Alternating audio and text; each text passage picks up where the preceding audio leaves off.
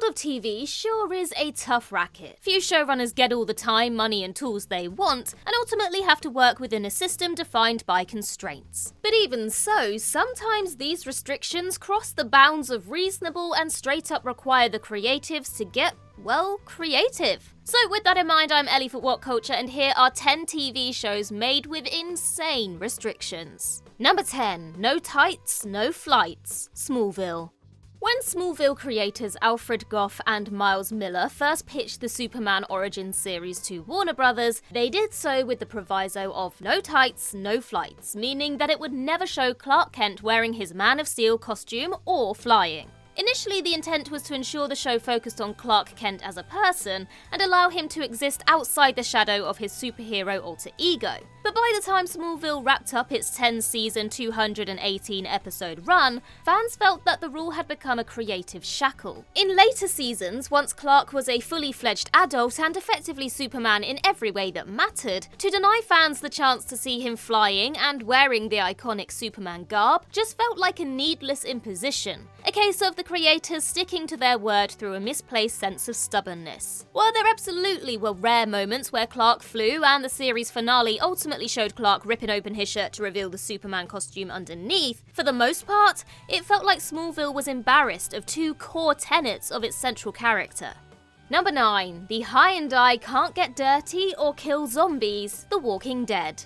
Product placement deals are serious business in Hollywood, because if a company is going to pay big money for their product to be included in a movie or TV show, they want to ensure it's depicted in a way which benefits their bottom line. And so, when the 2011 Hyundai Tucson was featured extensively in The Walking Dead's earlier seasons as a vehicle for the heroes to traverse the undead-riddled world, the carmaker had a few key provisions for how it was shown. Chief among them, the Tucson had to look basically spotless. Despite the show taking place in a zombie apocalypse, note how the car looks incredibly pristine at basically all times, often to the point of self-parody. Beyond that, it was also never allowed to be shown breaking down, which makes a little more sense from a branding perspective. And Hyundai also vetoed their car ever being used as, quote, a tank to crush or run over the walkers. Now, product placement can be absolutely fine when it doesn't intrude upon the creativity of the story. But when the company behind said product is so fiercely protective of its image, it must feel constraining for those writing and directing the show.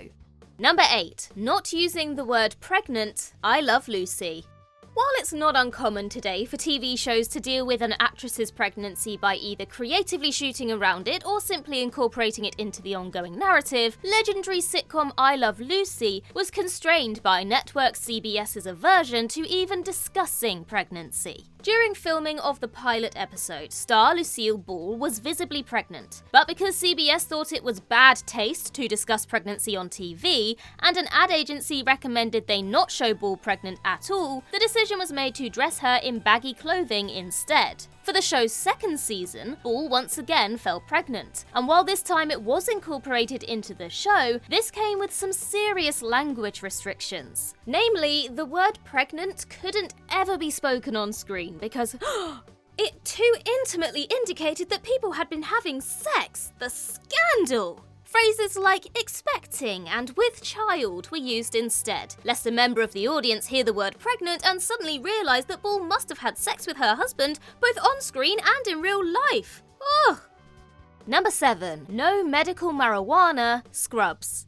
Given that Scrubs was a medical sitcom airing throughout the 2000s, it was just a matter of time before creator Bill Lawrence attempted to broach the subject of medical marijuana, which was a hot-button topic at the time. And in a 2020 appearance on the Fake Doctors Real Friends podcast, Lawrence revealed that the original version of the season 3 episode My Rule of Thumb had Elliot and Carla seeking out some weed for a terminally ill cancer patient, Maggie. Yet executives for Disney-owned network NBC stepped in and vetoed any mention of drug use, prompting Lawrence to reshoot a new version of the plot where Maggie instead wants to lose her virginity, prompting Elliot and Carla to go on the hunt for a male prostitute to fulfill her dying wish. Lawrence pointed out the hypocrisy of the network, that they were totally fine with Elliot and Carla searching for a, quote, man whore, but not going on the prowl for a drug which has been medically proven to lessen the side effects of chemotherapy. But the decree had been made clear, medical weed was a no-no, and so for the entirety of the show's remainder, it frustratingly couldn't be brought up, despite its popularity surging throughout the time that Scrubs was on the air.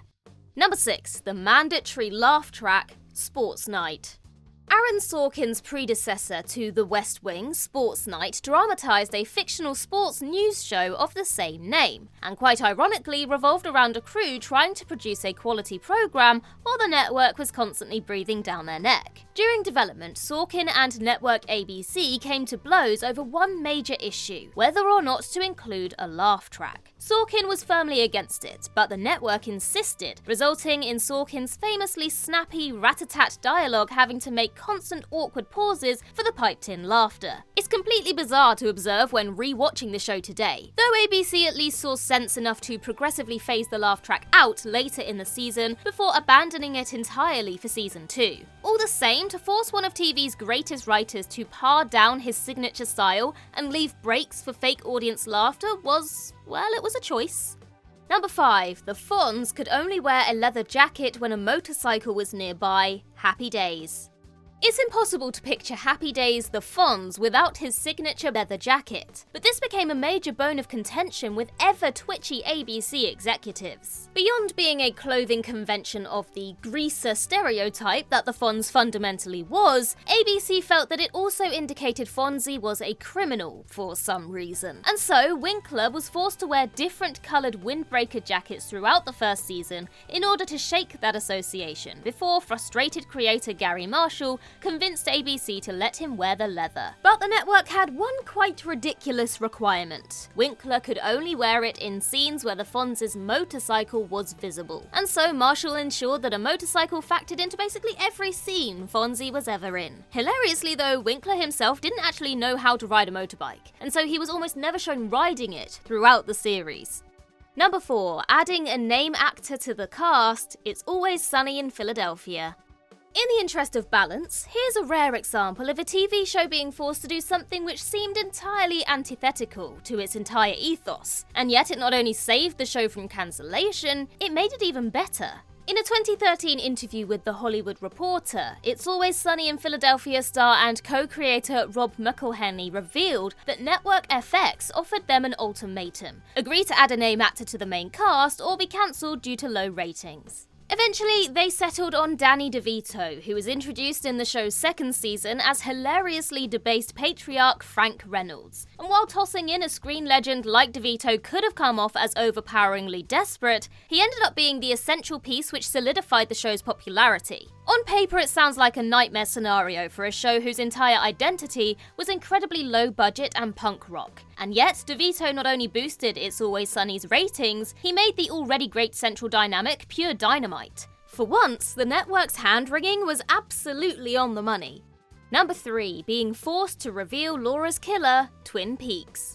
It rarely goes well when the network attempts to control the specific direction of a TV show, and there are few better examples of this than Twin Peaks. David Lynch and Mark Frost's mystery thriller series was an absolute sensation throughout its first season. And while Lynch and Frost's initial plan involved never revealing the identity of Laura Palmer's killer, they received enormous pressure from then ABC executive Bob Iger to commit to resolving the big mystery. ABC originally wanted the killer revealed at the end of the first season, but Lynch and Frost managed to hold them off until the 7th episode of season 2. However, soon thereafter the show's quality took a noticeable dip, as did its audience ratings, resulting in the network cancelling Twin Peaks at the end of its second season. Lynch perhaps put it best when he said that revealing Laura's killer, quote, killed the goose that laid the golden eggs. And while general audiences may have ultimately grown tired of the mystery never being resolved, the enigma had more life in it than the mere 15 episodes that ABC allowed before dropping the veil.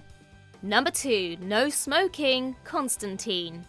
If there's any single characteristic that even the most casual Constantine fan will know, it's that the title character smokes like a damn chimney, and it's simply expected in any faithful adaptation. But for 2014's TV series, NBC's content guidelines prevented the show's creators from showing John Constantine smoking cigarettes. And so, while this version of Constantine was said to be a smoker, it generally wasn't depicted on screen, as left many Hellblazer fans frustrated in the early going. Though this rule was ultimately relaxed a little by NBC in later episodes, it felt like an excessive upfront constraint given that sucking on the old death sticks is such a core tenet of the character, and something which probably should have been considered before picking a network to air the show.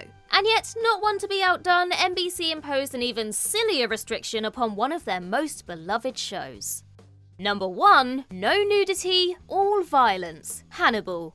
More than a decade removed from Hannibal's debut, it remains shocking just how much violence creator Bryan Fuller was allowed to get away with on a network like NBC. They signed off on the show depicting some nauseatingly brutal violence, yet in one infamous scene it also exposed their and America's wider peculiar aversion to showing the naked human body. The first season's 5th episode features a grim sequence where a couple have been murdered and their bodies flayed to resemble angels, none of which NBC had any problem with airing. Their single gripe? That the nude couple's butt cracks were visible, as this was apparently more offensive to advertisers and middle America than 2 grotesquely mutilated corpses. As a result, Fuller was forced to remedy the issue by covering up the butt cracks with, wait for it, more blood. Sounds like a story straight out of The Onion, but it's completely true.